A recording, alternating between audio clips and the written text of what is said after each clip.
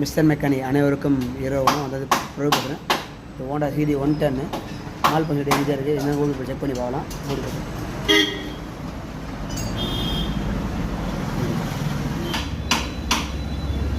நான் ஓட்டு சுத்தா circuit ஃபால்ட்னது P0132 ஓட்டு சுத்தா ஃபால்ட்டுங்குது. வேறு எதுவும் ஃபால்ட்டு கோடு இல்லை. அது ஏன்னா ஓட்டு சென்சருடைய கப்ளரே உருவிட்டுருக்குங்க. இதுதான் ஃபால்ட் இருக்குது. முடிச்சிடும் சின்னதாக பின்னு தான் உருவிட்டுருக்குது. இதுதான் ஃபால்ட் இது. பின்னு போட்டுடலாம்.